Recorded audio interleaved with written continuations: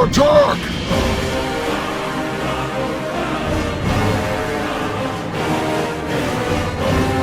Burn in righteous fire!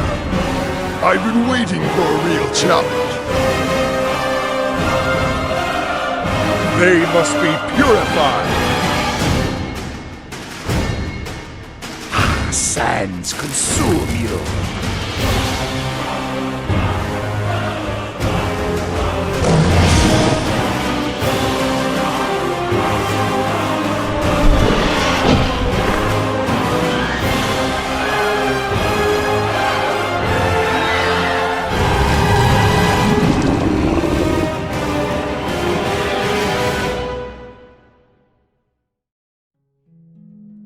Dungeons. They are one of the core pillars of World of Warcraft.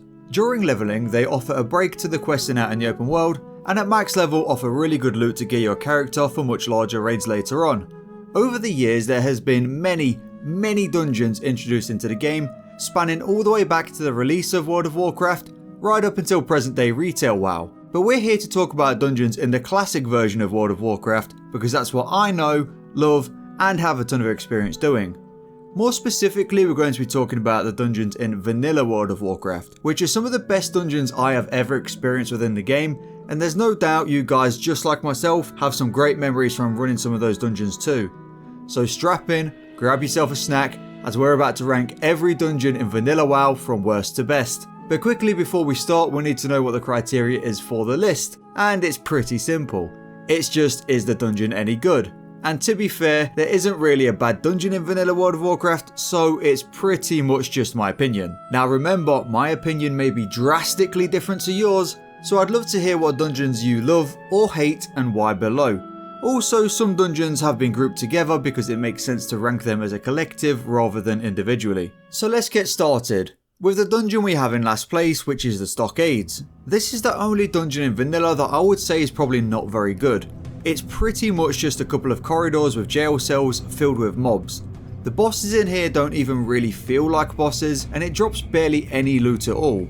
It wouldn't be too bad if it was the first dungeon introduced to the Alliance as a starter dungeon, however it's slightly higher level than the Deadmines, and it's a bit of a letdown going from such an amazing dungeon like that to then doing the Stockades. It does at least, however, fit the theme of being a prison for the criminals of Stormwind City pretty well, but it's not enough to make it any less boring. So let's move on to our number 19, which is Gnomeregan. Now, Gnomeregan actually isn't a bad dungeon. It does have a pretty cool design, and as far as dungeons go, it's pretty unique. For it being so far out of the way for the Horde, surprisingly, in not so vanilla fashion, Horde players can actually complete a quest called Rig Wars, which will then give them access to be able to use the teleporter in Booty Bay to get to Gnomeregan easily. Some of the bosses I guess are kind of cool, and honestly the loot is pretty solid. Feral Druids will know exactly what I'm talking about. Now the thing is, Gnomeregan never really has been a popular dungeon, and I can definitely see why.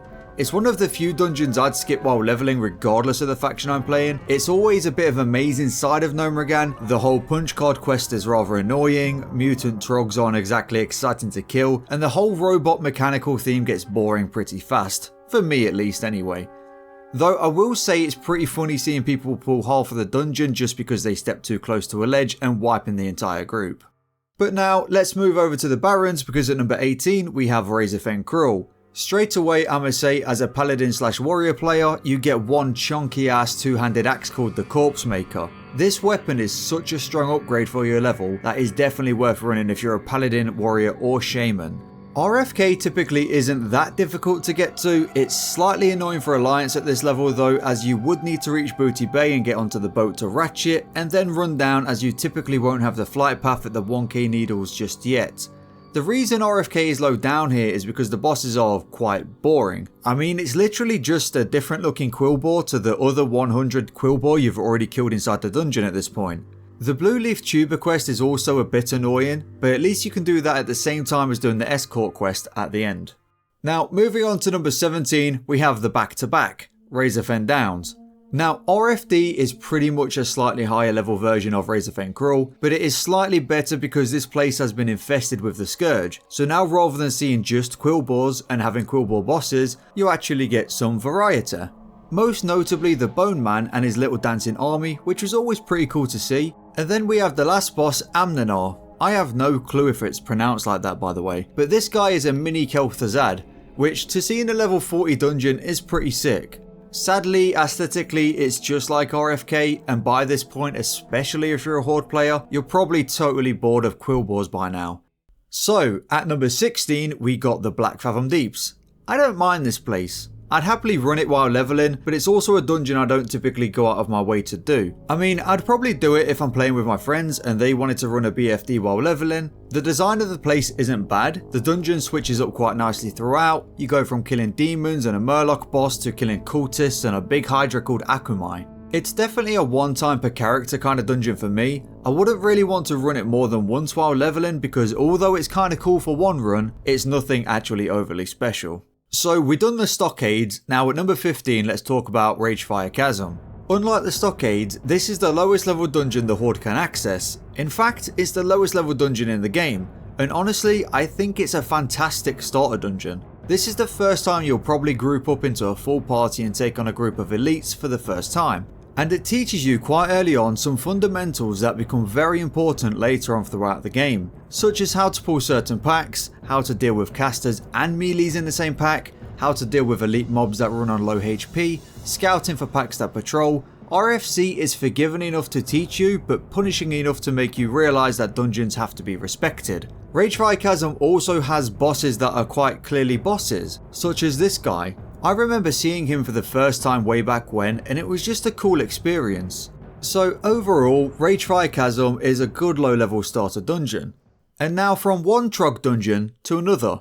At 14 we have Uldaman, and this place is kind of cool, I've got to say. From some of the opening boss encounters, like where you have to create a staff and stick it in the little toy village which then activates a beam to awaken a boss behind the door. The first time I saw this, I was honestly quite amazed. It was like it was straight out of a movie or something. Then you've got the Lost Dwarfs, which as Alliance you couldn't kill, but I'm pretty sure they are supposed to be Vikings based on an old video game that released on the Sega Genesis, though I have no clue what it is and I've never played it.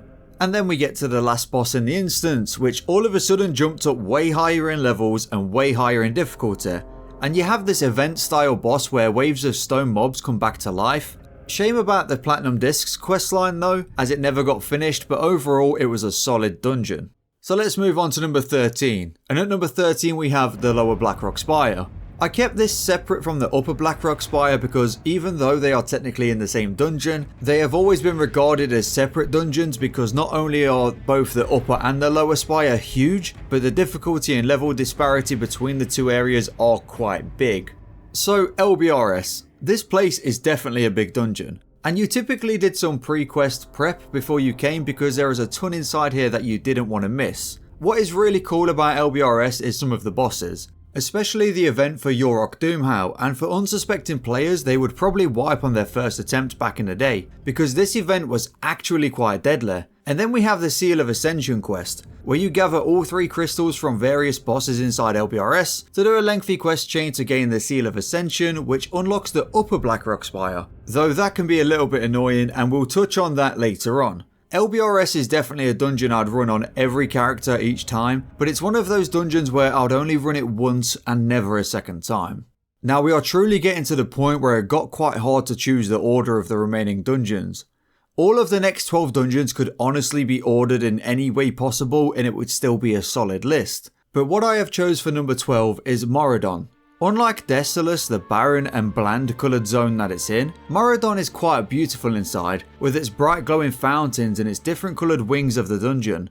You have the orange side, the purple side, the poison falls, and then the inner Maraudon itself, where the famous Princess Theradras can be found. And my god, I have killed this boss at least 1,000 times. That's not an exaggeration by the way. I farmed that goddamn Blade of Eternal Darkness on my mage before they increased the drop rate of epics in later phases of Classic. I also then farmed Princess in Season of Discovery during the level 50 bracket in phase 3 on my paladin. This is honestly the boss I've probably killed the most out of any boss in the entire game ever, and you know what?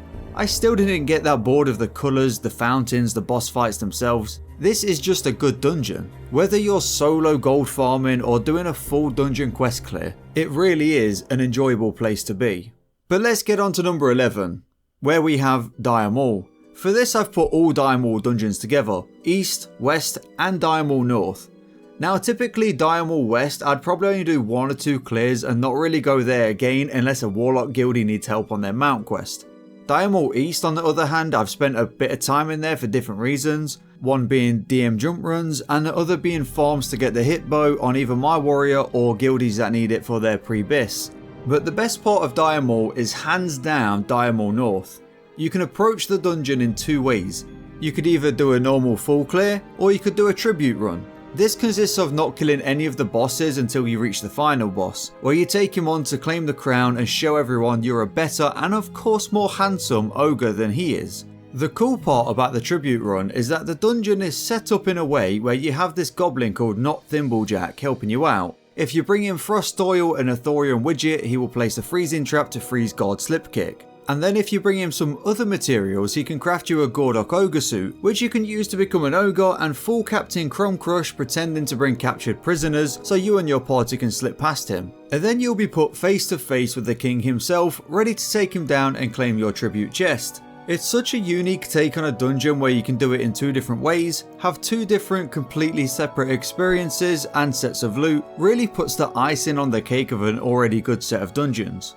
But that's enough ogre talk now, because we're getting into the top 10. And in 10th place we have the Upper Blackrock Spire.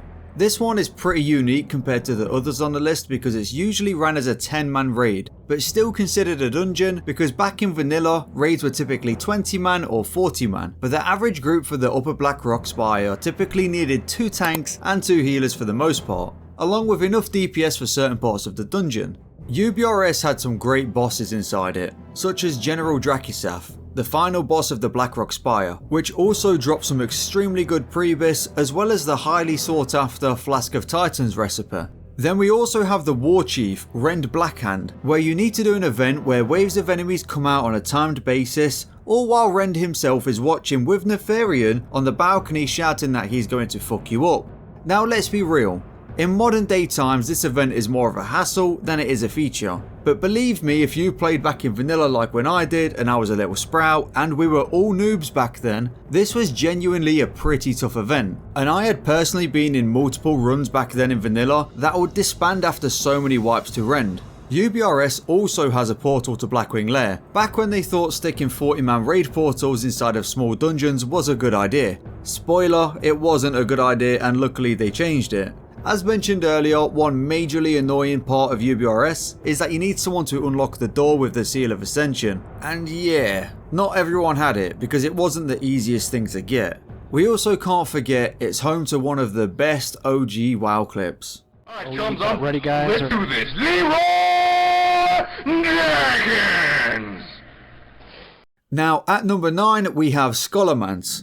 This place is definitely pretty cool. It's a ruined castle with multiple crypts underneath it, absolutely full to the brim of Kel'Thuzad's boys. It's basically an underground dark magic crack house that teaches the necromancers of the Scourge how to, well, necromance. So it passes the vibe check. What about the loot?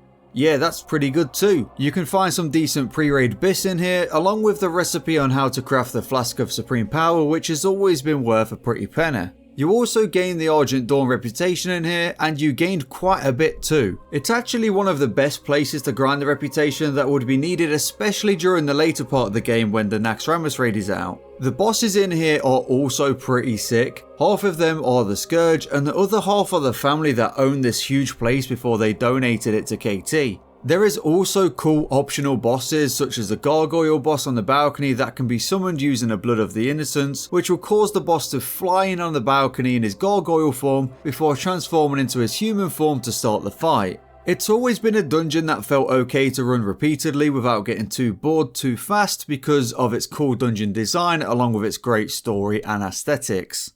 But now, let's back it up Terra, put it in reverse because at number 8 we're going way back to the Barrens for the Wailing Caverns. This is a dungeon people typically love or hate. Some people don't like the fact that it's so big and can get lost easily. It typically takes a few runs before you know where you're going, but you know what? Is it really a dungeon if you can't get lost inside of it?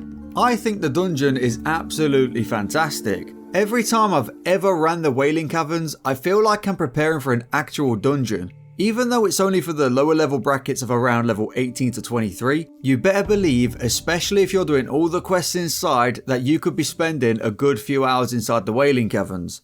And also, don't get fooled by it being a low level dungeon. It can be quite deadly too, especially with the last boss, Verdun the Everliving. He hits bloody hard for it being a low level dungeon, and then just when you think you're finished, there's another escort right at the back of the start of the instance that you can now do once you've cleared the dungeon, which will end up summoning Mutinous the Devourer. And to be fair, I've always been slightly confused as he drops loot that is way higher level than he should, but hey, it's good loot, so I ain't complaining.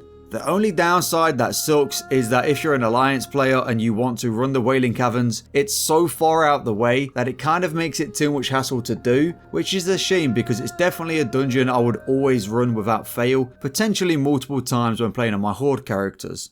But let's move on, because at number 7 we have another low level dungeon. We have the Shadowfang Keep. This dungeon just feels perfect for the zone it's in. Through leveling in Silverpine, you're constantly coming into contact with Worgans, fighting them for quests, getting slapped around by the Sons of Aragal, but when you reach the Shadowfang Keep, it's your chance to get your own back on the Sons of Aragal and go Worgan slaying. The layout of the dungeon is spot on, as you start by taking down Rethelgor the Cellkeeper, which will then let you set a prisoner free who unlocks the courtyard, after which you find yourself inside the castle and you slowly fight your way up before reaching the top and facing off against the Archmage Aragol himself. Now quickly before we talk about the bosses, let's cover one thing that is absolutely amazing about the Shadowfang Keep, and that's the loot. No matter if you're a melee or a caster, there's something excellent for everyone in here, especially casters though, as you get loot like the Robes of Aragol and the Feline Mantle, pieces with a bunch of good stats on for your level. So let's talk about the bosses. Aragol was an Archmage of Dalaran who chose to summon Worgan into the world to help fend off the Scourge. But the Worgan, being ferocious little gits, decided to attack everyone, and alongside Archmage Aragol, who adopted the Worgans as his own, took over the keep of the noble after killing Baron Silverlane. He is also protected by his massive wolf dog that you fight in a dungeon called Fenris. Baron Silverlane, however, is rightfully pissed off, and haunts the keep and everyone within the keep, and he's the boss you encounter when you first enter the castle in the dining room. Everything about this place is just so fitting, and I honestly have never got bored of this dungeon. Overall, just a fantastic dungeon to run. Moving on to number 6, we have the Temple of Atal-Hakar, better known as the Sunken Temple. This place is pretty big, and I remember the first time I ran this dungeon I was just amazed, and also extremely confused, because this is a dungeon you could definitely get lost in. But for me, that added to the emphasis and scope of how important this place felt while you was inside it. The Sunken Temple had great bosses within it. I really liked the mix of dragons alongside their Atalai trolls. The final boss being Aranicus is also very likely the first proper dragon you've ever fought within World of Warcraft up until this point, as most fully grown dragons are typically raid bosses, so it makes for a really cool encounter. You also fight against the avatar of Hakar, which if you'd done the earlier parts of Vanilla, Zul'Farrak was yet to be released, and you probably didn't know who Hakar was just yet, and later down the line you'll remember and be like, oh yeah, we whooped your ass in bone form back in Sunken Temple. The puzzle to activate the statues to fight Atel Elarian was always confusing yet fun, at least back then a pretty unique thing inside the dungeon.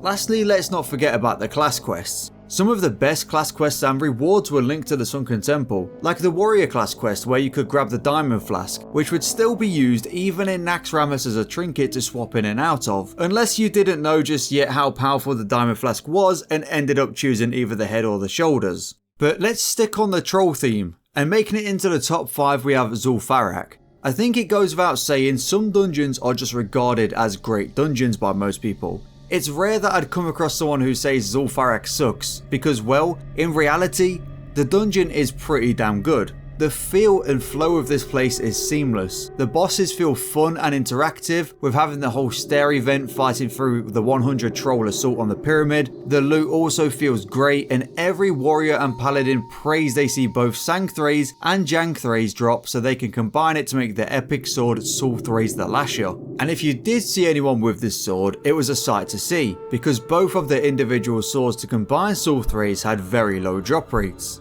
The style and aesthetic of the dungeon feels and looks great, and I can totally understand if people have this down as their favourite vanilla dungeon. It is a really good dungeon, but it's not my favourite, so let's keep the list going. At number 4 we have Stratholme, and we're counting both the living side of Stratholme and the undead side, even though they are commonly ran separately due to the size of the dungeon. Stratholme has so much going for it. It has some great pre-raid gear, it has a long list of amazing and notable boss encounters, it has one of the rarest mounts ever to be put in the game, which is the Death Charger's Reins, and still to this day I have only ever witnessed a single little female gnome mage with green hair riding one. It's crazy how you remember even the smallest details like that because you just saw one of the rarest items obtainable. The dungeon is absolutely oozing with lore related content from both the living and the undead side. One major part of Stratholme that I will always remember is when you come here to fight Atiesh himself as one of the final steps for the legendary Atiesh staff. It was a boss that was actually a tough encounter for a 5-man group, and for a short period of time you could wield one of his swords that he drops during the fight that you can pick up and use, and it had absolutely insane stats. The dungeon felt great to do, also while having some challenging pulls at times, as a lot of the trash mobs were tightly packed, which gave it a sense of importance to pay attention rather than just face roll. I always found Stratholme, especially the undead side, to have excellent replayability without ever getting too bored. Now, taking the bronze on the list, and in third place we have the Deadmines. Absolutely insane dungeon. You go throughout Westfall doing the Defias Brotherhood questline, and it leads you up to the Deadmines, which for the Alliance players is very likely the first dungeon you ever encounter in World of Warcraft. And what a dungeon it is to have a first time impression on how dungeons are within the game. Throughout the Deadmines you get to experience multiple different styles and aesthetics, from the cave system leading down to the goblins and fighting through the foundry part of the dungeon, before having to blow off the doors with gunpowder to reveal the final room, which is a hidden underground sort of dock for this huge boat that is manned by Edwin Van Cleef himself. The flow of the dungeon, the feel of the dungeon, the immersion you get inside here, all while being around level 20, is absolutely top tier dungeon design. This is also likely where you'll come across your first gear set as Alliance too, in being the Defias leather set, alongside some insane early items such as Smite's Mighty Hammer. The Deadmines is a dungeon that is a must do for me every single time I level Alliance. It would be absolutely criminal to skip this gem while leveling, but I do like two other dungeons a little bit better. So the second place on my list, and taking the silver spot, is the Scarlet Monastery. And for this dungeon I'm combining all 4 wings into one for the ranking. This place holds so many memories for me that it had to rank this high. The only small criticism I can have for it is that it is too far out the way for the Alliance, but putting that aside, I think the whole zone with all 4 of its separate wings as separate full dungeons are truly a spectacle. Not only does it fit the theme so well of being inside Tirisfal Glades with the Scarlet Crusade being everywhere, but the layout and progression throughout the dungeons is fantastic. Each wing progressively getting better than the next. Starting out by taking down Blood Mage Thalnos in the graveyard, before moving on to the library to defeat Arcanist Doan, to then entering the armory wing and fight out against one of the most badass dungeon bosses, Herod, in his Colosseum style room surrounded by statues of the Crusade, before finally entering the Scarlet Cathedral where you find Mograine and Whitemane. The immersion of these dungeons while you progress through them while leveling up is some of the best I've had in the game. Let's not forget about the insane loot and quest rewards you can get from inside the Scarlet Monastery. It's not uncommon to find people who are freshly dinged level 60s still rocking Herod's shoulder and the Raging Berserker helm. And lastly, I want to touch on how cool it is that after you basically complete the entire game, if you manage to get yourself a Corrupted Ashbringer and come back to the Scarlet Monastery with it equipped, all of the mobs will now be friendly and kneel before you as the chosen one to wield the Corrupted Ashbringer. And then as you enter the cathedral itself, Commander Mograine kneels down, lets you take control of his entire army, before his father, the High Lord Mograine, who you killed for the Corrupted Ashbringer, comes back as a ghost to kill his son. But enough of all of that Scarlet business, because now we have our number 1 dungeon. And to no surprise to a lot of people, it's the Blackrock Depths. That's right, the mega dungeon of all dungeons. This place has more quests in it alone than some entire zones. This dungeon also nearly has as many unique bosses in it as there are bosses in every 40-man raid during vanilla. Blackrock Depths is so large that if you thought you could get lost in some other dungeons, then I hope you brought a sleeping bag, because you might need to camp out in the depths if you get lost in this place. Planning and preparing a full quest run of Blackrock Depths takes hours before you even step foot inside the dungeon. And when you finally have everything ready to go and you find a group, you better be setting aside a whole evening to finish this place. In my opinion, the Blackrock Depths is a true dungeon. It is the epitome of a good dungeon design. You don't have to do the entire dungeon, you can skip many parts of it. It is designed in a way where the lower parts of the dungeon are for the lower levels of around level 50, and the higher parts of the dungeon are more towards max level. And having this flexibility is what makes the place top tier. There is an abundance of insanely good loot inside of Blackrock Depths, and honestly I think if people don't like BRD, it's not really because they don't like it, it's more because they probably have ran it that many times for the amount of good loot in here that they're just simply bored of the place. Some of the boss encounters inside BRD are amazing, such as the arena where you can have a random boss each time, the chest of the 7 where you'll fight one dwarf at a time, each having unique abilities, and of course, the Emperor fight itself, where you can opt to either kill the princess and the Emperor, or save the princess by killing the Emperor first, which will then make the princess friendly for part of the quest that is called Save the Princess. Now, I have to say, the list was really hard to make, because as I said at the start of the video, the dungeons in Vanilla WoW are all good dungeons, and I honestly wouldn't mind running any of them at any point during the game. But let me know what dungeons you like best in Vanilla. I hope you enjoyed the video, and thanks for watching.